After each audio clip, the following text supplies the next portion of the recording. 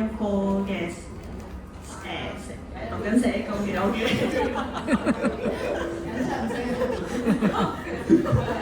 我都係呢一科叫 Stella， 我係呢一科嘅學生叫 Kelly。大家好，我係 Jason 啊，崔維嘅係咪啊？係，俾啲掌聲啊 Jason 啦！好，大家咧可能我啲老友記咧都未必太認識 Jason， 係啊，咁大家估下咧 Jason 咧以前做咩㗎啦？好 surprise 啊，同佢而家嘅感覺係唔同㗎。唔係，如果大家即係攞本書仔而細心睇嘅咧，一定知佢做咩。我唔知咧，姑娘會問呢個問題㗎，好特別㗎。不如佢自己開估啊！我以前都係做警察嘅，都唔係嘅。點解咧？我哋咁樣去開門咁樣講咧，因為余生都識咗你一段時間啦，我係唔知你之前係做警察。你諗下，我呢個作為你前線同工真係抵打真係。咁但係都多謝同學仔，可以話到俾我哋聽啲佢更加深嘅嘢。咁啊，交個時間俾同學仔傾下先啦，係啦。你哋覺得咧對阿 Jason 嘅感覺同埋印象係點㗎？透過呢個嘅即係計劃咁樣。咁我覺得 Jason 其實係一個好樂觀嘅人啦。咁其實佢人生經歷咗好多唔同嘅階段，但其實佢一直用一個樂觀嘅態度去面對咁樣咯。其實中間冇話有啲咩大起大伏嘅，但係中間每一個好細細嘅故事都值得我哋去回味。即係可能頭先我哋警察嘅生活啊，或者家庭嘅生活，即係呢啲樂觀嘅心態都可以慢慢累積，同埋嚟緊接落嚟佢都會繼續用一個樂觀嘅態度，呢個都係我哋值得去學習嘅地方。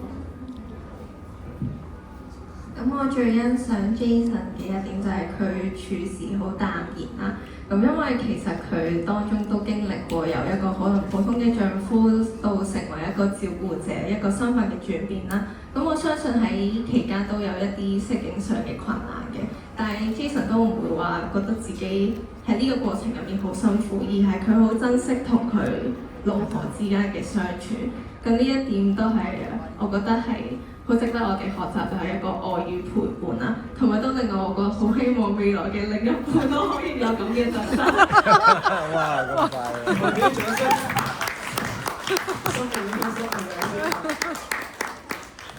咁我最欣賞 Jason 嘅就係佢堅持唔放棄啦。咁其實做一個警察考警察其實一樣唔容易嘅事情啦。咁喺過程之中佢都唔放棄啦，跟住挑戰自己啦，樂觀去面對啦，勉勵咗我哋。其實可能就算我哋可能啱啱實習完啦，喺實習嘅路上其實都應該要唔放棄，堅持落去其實會 OK 嘅。咁 Jason 咧有冇啲咩可以分享下，同我哋講下？好多謝今次三位同學嚟同我做呢個訪問啦。佢哋三個都俾咗好多意見啊，覺得佢哋都好有耐心，好有耐性，好有開心。係啊，佢哋即係講得你冇錯啲性格，你真係好淡淡然㗎喎。你講乜嘢都好淡淡然咁樣㗎喎，但係好有養分喎，其實。姑娘。係啊，我就全部同學仔都講咗我嘅重點啦。睇Jason嘅故事，我就比較熟悉啲，咁樣認識咗比較耐啲。佢咧幾個字嘅，對太太不離不棄，同埋咧最緊要佢照顧路上面咧就係愛，就係陪伴。佢甘願咧去犧牲自己，就話第時唔緊要，我唔想俾佢去住老人院，我寧願同佢一齊去到最後一刻，直至我照顧唔到為止。而我最欣賞佢嘅就係同呢位同學都係一樣。哇！佢入到嚟中心咧，對太太嘅嗰種愛啊，嗰種恩愛嗰個程度咧，令到我覺得真係起晒雞皮啊！